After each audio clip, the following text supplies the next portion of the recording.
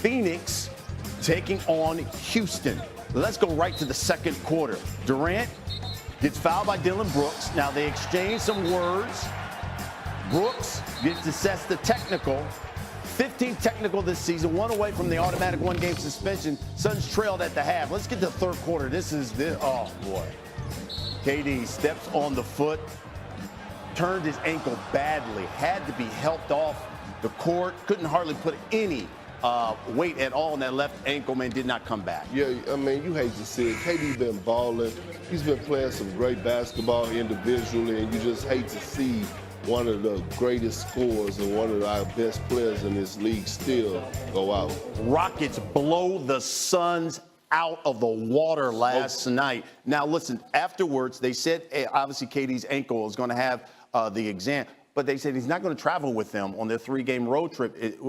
Or have we seen the last of Kevin Durant? Absolutely. They're done. I mean, shut them down, obviously. But here's the thing I go back to with the Phoenix Suns. Outside of the Philadelphia 76ers, the biggest disappointment. I said this in January, February, now I'm saying in March and going into April. That team just lacked leadership, right? I called Kevin Durant out because I wanted him to be more of a leader. Just think about what the Suns gave up to get Kevin Durant. Basically, their whole core. Mikal Bridges, Cam Johnson, a whole lot of picks. And since he's arrived, it's been nothing but failure, right? And so when I look at the Phoenix Suns, they have some decisions to make, right? You tried to trade Kevin Durant at the trade deadline. He knows that, right? And then all of a sudden, what's next? Can Devin Booker be your franchise? Like, these are the things they need to start evaluating right now. Bobby, have we seen the last of Kevin Durant in a Phoenix Suns jersey? I think we have, and I don't think they're going to be making the play in here. They're 2-11 in games that Durant doesn't play. They're a game and a half behind just getting in here. I would say it's the most disappointing team that I've seen the last 10 years. It's not just this year, it's also what happened last year, and they have a lot of decisions to make. And basically their get-out-of-jail-free card is trying to move Kevin Durant in the offseason and trying to rebuild on the fly here. Their season, you said, basically was over last night? It ended at 10 o'clock last night before Kevin Durant went down with that ankle injury. Mm-hmm. Wow. That's strong. All right, guys. See you live, of course, above that Heineken River Deck here at Piers 17. We got Bart Scott. Big Perk is here with me. I'm Brian Custer in for Greeny. Oh, it was fight night in the NBA last night. It's about time. Yeah, well, we had it. T-Wolves, Detroit Pistons. And let's go right to the second quarter. T-Wolves after the play. Love tap, man. Rudy Gobert. Look, Rudy. He don't want no smoke. Come on, light bread. Scoot over. Whoever got the technical. Just Sasser. What did Isaiah do, though? See, that's a reputation ejection because he didn't do nothing but try and protect his teammate. He didn't throw no punches. Well, that was his second technical. That's why he got ejected. But you know what? The T-Wolves said it energized them. It did. And Anthony Edwards understood the moment and knew to get to that 6th spot with Golden State and stay out of that play-in tournament. Anthony Edwards knew that. That's why he came out in the third quarter and did his thing. Yeah, he had 20 points in that third quarter. You see the T-Wolves won big over Detroit. Detroit, by the way, 5th in the East. Bobby Marks joins us here. Give me your initial reaction there from what you saw. I love it. I love it. This is who the Detroit Pistons are. 15 technicals. He's got 4 flagrants. He's been suspended 6 games in the past. The NBA looks at players who are repeat offenders differently than other players here. And for a Detroit team that's hanging on for 5th in the Eastern Conference, and for a Minnesota team that's led the league in technical fouls, one of those guys who was ejected, one of those guys that quote-unquote had that reputation. But he's an enforcer.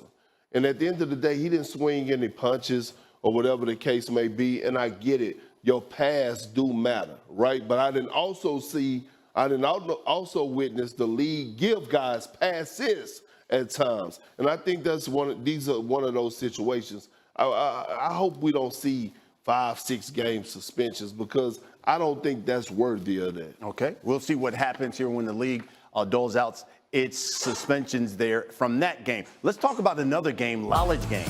How about Michigan State and Auburn, Elite 8 matchup? We picked it up in the first half. Janai Broome here, man, he had himself a half. Had 17 points, 11 rebounds, and look, was just dominating this game. In fact, Auburn up 11 at this point. His parents loving it. Auburn leading 10 here.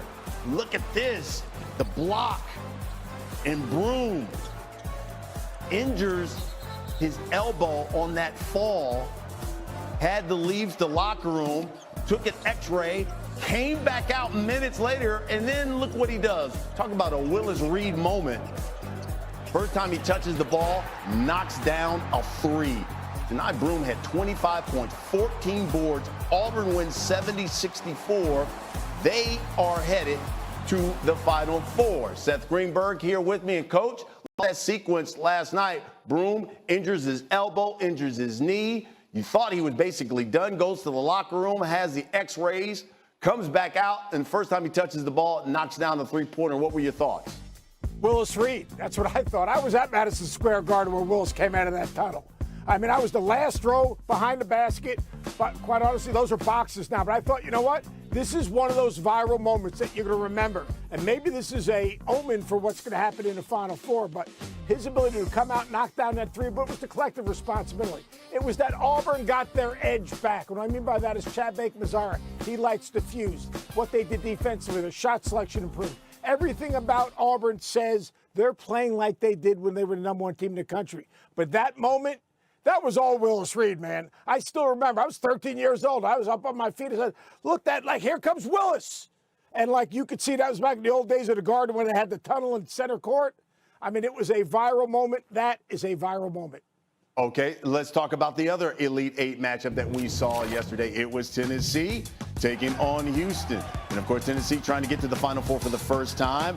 This is the first half. Terrence Arsenault stepped back from the mid-range, knocks it down. Houston was up 19. Tennessee could not make a shot at all, it seemed like, in the first half. I mean, they tried to scrap their way back, but it was just nothing doing. Manuel Sharpe buries that three. Houston was up 13, and then it's Sharpe again. He had 16, 4 of them threes. Kelvin Sampson loves it. He should. His Cougars were just rolling, and they just blew Tennessee out 69-50. Okay, Coach, give me your impressions now of Houston, because they're going to be taking on Duke in the Final Four. Only one way to describe them: relentless. Defensively, they impose their physicality, their toughness. They build a wall around that three-point line, one step over, and you can't get inside that. The help is early. They don't give you dribble penetration. They run you off the three-point line. They limit you to one shot. And then on the other end, if they miss it, they offensive rebound it. Oh, by the way, they shoot 41% from the three-point line. You saw Sharpe. He made 3 threes in a row. L.J. Cryer knocks down threes. Milo Suzan knocks down threes and makes plays. This is the most complete Houston team I've seen under Coach Sampson. They defend, they rebound, they're physical, they're impossible to prepare for because you cannot simulate their toughness, their physicality, their length, and they're knocking down threes. Houston, I'll tell you one thing, there's a bunch of bad dudes. They are bad dudes. Now, these guys met last year, but in the Sweet 16 last year, I remember it was Shed who got injured for Houston in that game. How does this game, you think, different? Well, this game is different just because, again, Shed was the heart and soul of their basketball team. But now, they replaced Shed with Milo Suzan. And, you're talking about this Duke-Houston game. Look, this is the number one defense in college basketball against the number one offense. But, by the way, the number one offense also was an elite defensive team. So, I mean, you look at this matchup, it's going to be interesting. Duke's ability to protect the front of the rim. Duke's ability to guard the basketball, switch 1 through 5, be connected, be alert, be active is ridiculous. 2 different ways to defend, but these guys, right, their length, their overall length, they match Houston's ability. 2 teams that you cannot simulate preparing for either of these teams. If you're Kelvin Sampson, how do you prepare for Malawach? How do you